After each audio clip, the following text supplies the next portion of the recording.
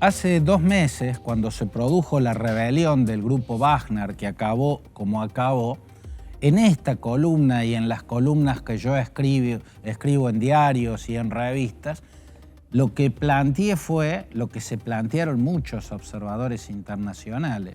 Difícilmente Yevgeny Prigozhin, quien había ordenado esa rebelión contra la cúpula militar de Rusia, saliera vivo de semejante desplante que afectaba directamente la imagen del poder de Vladimir Putin.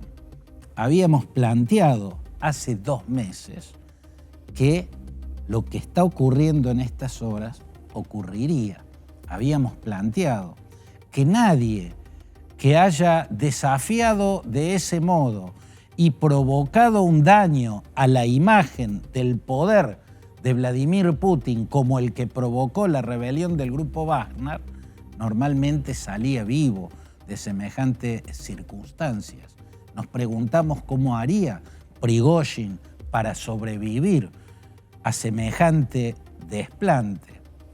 Ahora la noticia es que el avión en el que viajaba junto a otras 9 personas se desplomó de golpe. Se dirá que fue un desperfecto mecánico, lo cual será difícil de probar. Normalmente los aviones que caen por desperfecto mecánico caen describiendo un arco y este cayó como una piedra. Eso es lo que muestran los videos que está difundiendo el propio Estado ruso.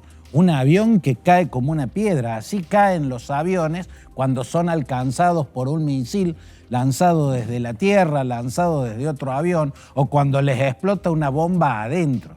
Pero incluso si hubiera sido un desperfecto mecánico, bueno, muchos sabotajes se hacen de ese modo para provocar un crimen político. Como fuere, es imposible que la muerte de Yevgeny Prigozhin en la caída de ese avión no impacte de lleno contra la imagen de Vladimir Putin. ¿Por qué? Porque todos los que plantearon desafíos graves al presidente de Rusia terminaron acribillados a balazos, envenenados, cayendo del balcón de un edificio.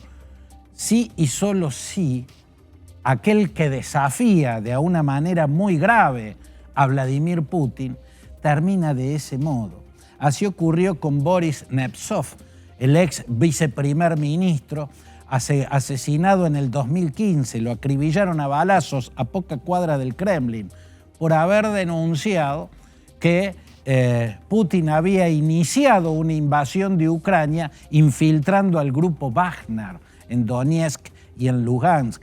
Así murió Ana Politkovskaya, aquella periodista que le hizo conocer al mundo los crímenes de guerra cometidos bajo las órdenes de Vladimir Putin contra la rebelión independentista en Chechenia. Así murió Alexander Litvinenko, un ex agente del FSB, el heredero del KGB, que había denunciado públicamente que le habían dado la orden de asesinar a Boris Berezovsky, un oligarca cuya fortuna había crecido a la sombra del poder de Putin, pero que en un momento determinado se había enfrentado al jefe del Kremlin.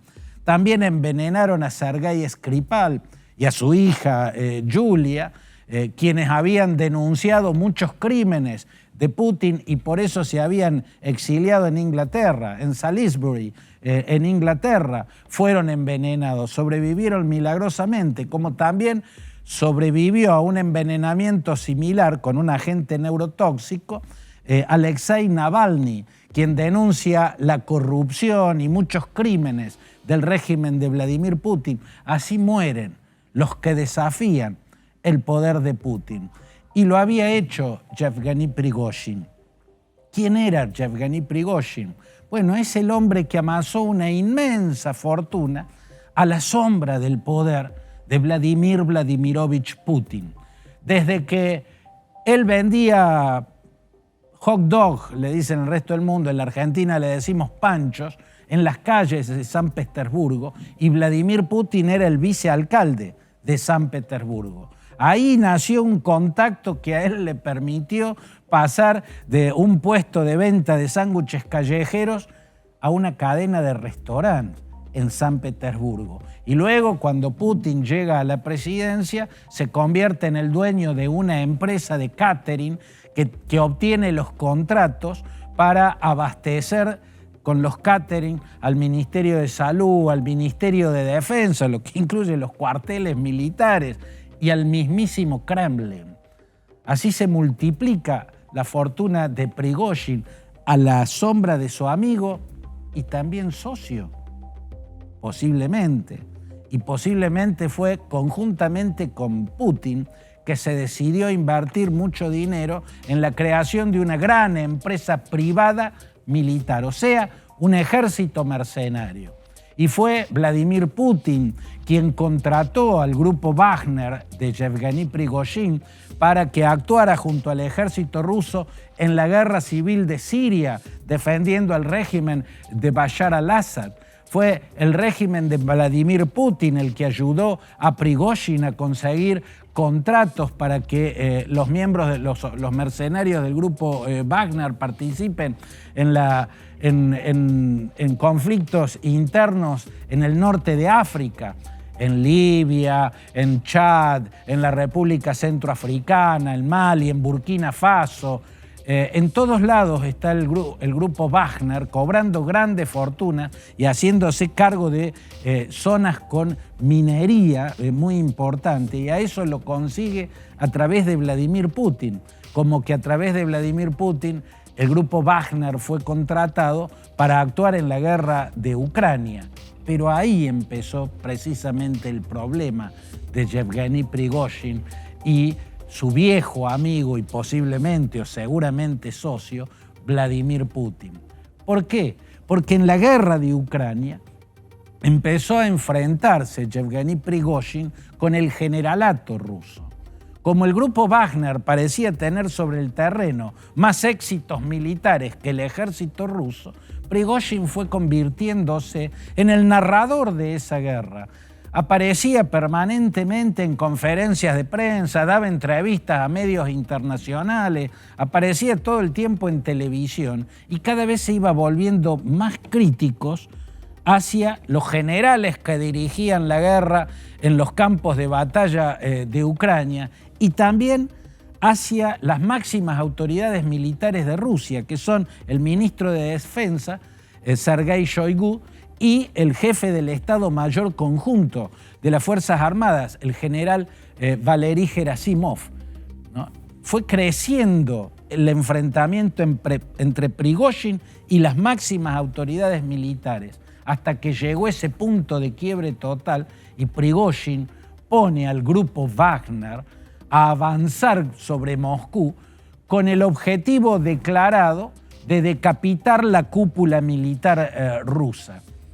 Él explicó y recontraexplicó que su objetivo no era dar un golpe de Estado contra Putin, pero esa rebelión en sí misma contra los generales del gobierno de Putin impactaba de lleno y de manera negativa sobre la imagen del poder de Putin. Lo que mostraba era el caos en la estructura de poder ruso, y eso indignó a Vladimir Putin. Por eso, a través de Alexander Lukashenko, el presidente de Bielorrusia, le da un ultimátum. Si siguen avanzando sobre Moscú, esa caravana de camiones repletas de mercenarios armados hasta los dientes, vehículos blindados, incluso fuego antiaéreo, iban a ser arrasados por ataques aéreos, escuadrones de aviones bombarderos, y no hay forma de que una caravana que marche por una ruta no sea diezmada con ataques aéreos masivos. No hay forma. Cuando recibió ese ultimátum, entendió recién ahí que Vladimir Putin estaba indignado con él. Y habrá entendido también que a esa Vladimir Putin no se la iba a perdonar.